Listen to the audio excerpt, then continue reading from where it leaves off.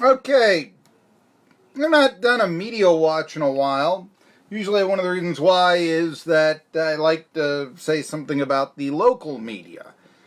And I guess I have some things that I can say about that, as well as then moving into the national scene. So, here we go. The All-Star Game ratings are in the tank. But, locally, a couple of positives, including for yours truly. Hey, everybody. You know what this is? Yeah. It is Media Watch.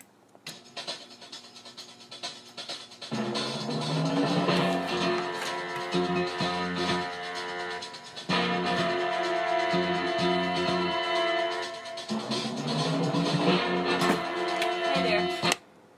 Welcome. Okay. And we are back. What was that all about right there? Show is on, don't disrupt the studio. Okay, now then, here we go. Wanted to mention this.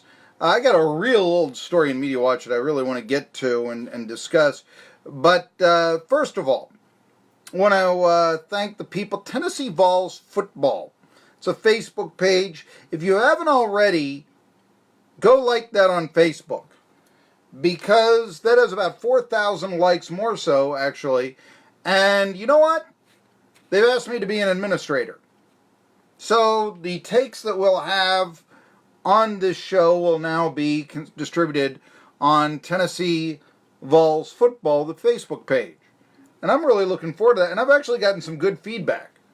By the way, one of the reasons that you should like 1420 WEMB Sports Radio on Facebook is, in addition to the fact that you can watch this show on archive, the content that we provide. And I found this picture out. I couldn't believe that I had found it, actually. But let's see here. Allison Hannigan. Remember her from American Pie, Buffy the Vampire Slayer? You know? This is the 20th anniversary of American Pie. They had a reunion for American Pie, the movie, that sort of thing.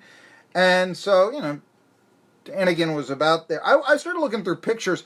I found a picture of Allison Hannigan wearing, and I don't know how else to describe this, but what appeared to be Tennessee Volunteers pants.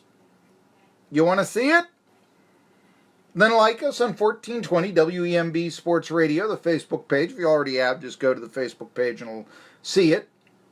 Or, yes, like Tennessee Vols Football, and we'll be able to have some discussion on the Vols and such. I'm also an administrator, I think, at East Tennessee Sports Forum, where I realize just how old-fashioned everything is around here. And just how people will just say anything to keep it old-fashioned, you know. Anyhow. Mentioned those things right there. One also, the local story I want to give some credit to. One of the reasons I say old-fashioned is, we spoke last week to David Strickland with the Otters about how his last home game was going to be played in Boone, North Carolina. And not here in Johnson City. And he discussed the need for stadiums for his team. And the response we get back is, why do they need that? They already can play at Kermit, Never mind that you would want a soccer stadium for a soccer team. I mean, it's pretty much the way sports are going. Yeah, I mean, there was one time where the philosophy, why do you need a separate ballpark for a football and a baseball team? Where's that at now? So, I don't know. I just, that you would suggest that you didn't need. I'm against taxpayer money, but yet nobody says anything when public money, except me. Public money is used to keep the area small. I know, let's put public money and build a new ballpark in Kingsport. Let's build a new one in Bristol. How about this? I really need to get like a Phil Rowe or something on this. let's not have 5 small teams. Let's have one big one that unites us.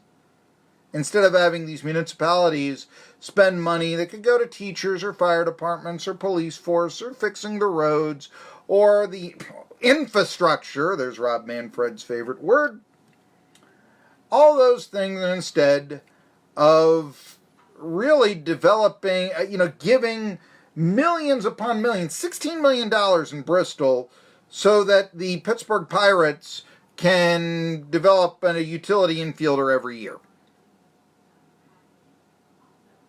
I mean, you tell me. I mean, that's what's on the table. And the Otters are talking about, here's the other thing. The Otters, when they were owned by Michael Balleth, what do you want to do? He wanted to buy Buffalo Valley, his money, put up a soccer facility there. Oh, we can't do that.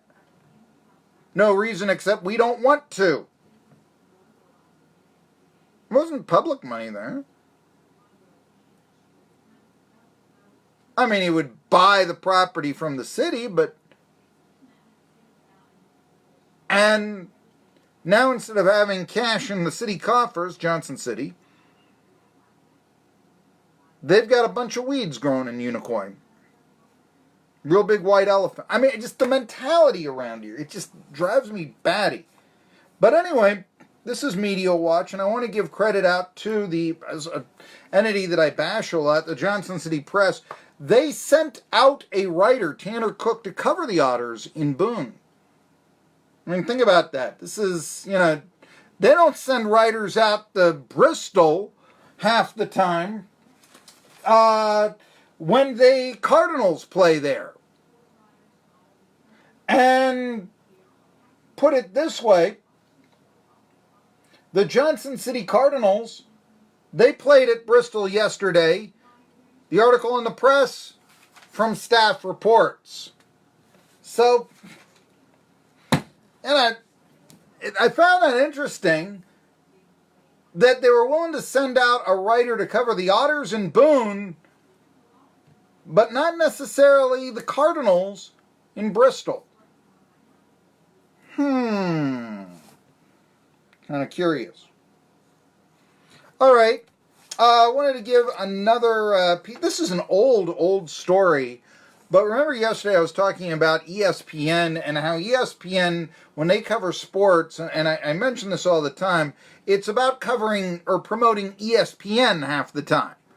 By the way, I was just so thankful. Maybe it's just because unless there's a game on ESPN, I really, I watched Rangers Astros yesterday with the unwatchable crew, knows nothing about baseball, but still just, Jessica Mendez and all those people. The circumstance comes out like this.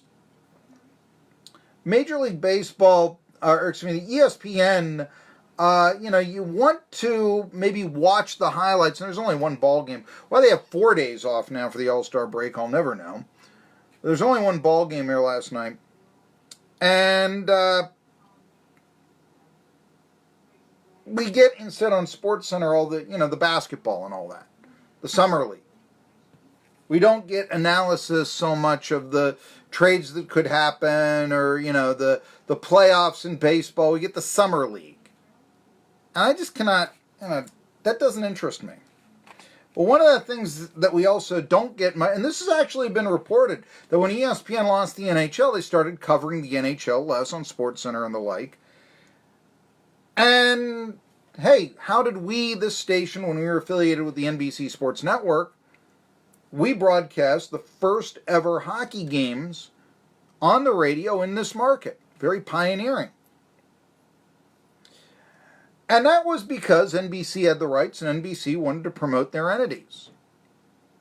Well, in the next media deal, the NHL could split their media rights. They are considering splitting their media rights among multiple partners, and ESPN and Fox Sports have shown preliminary interest in acquiring a package. This is according to Sports Business Journal. This is a very old story, but I haven't gotten to it, and I want to now on Media Watch. The U.S. TV rights are held exclusively by NBC Sports, The deal expires 2 years from now. Turner Sports has also expressed interest in an NHL package, but that was under David Levy, and he departed earlier in the year. No word on whether that's changed now that Jeff Zucker is in charge. Here's the deal with hockey games. They say, oh, they don't do well in the ratings, but I keep mentioning, you want to compare, say, the Stanley Cup Finals to the NBA All-Star Game, there you go.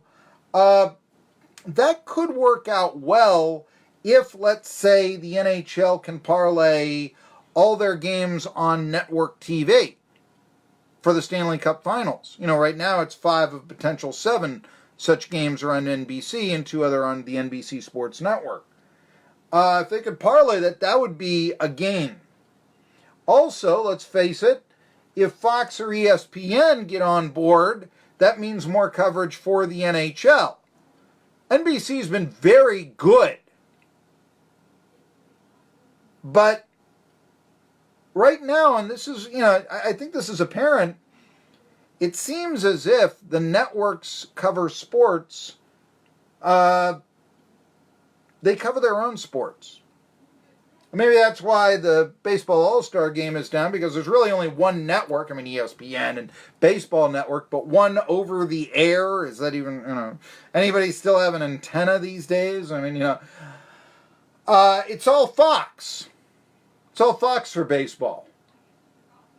Maybe that's why it needs to diversify a little bit more, the NHL does. NHL has a lot of potential. It's not political, at least not yet, and look at all the people around here wearing Predators gear. That's all I got to say. It's catching on. Josh Brown, Nakahoma Nation, will catch on with me next.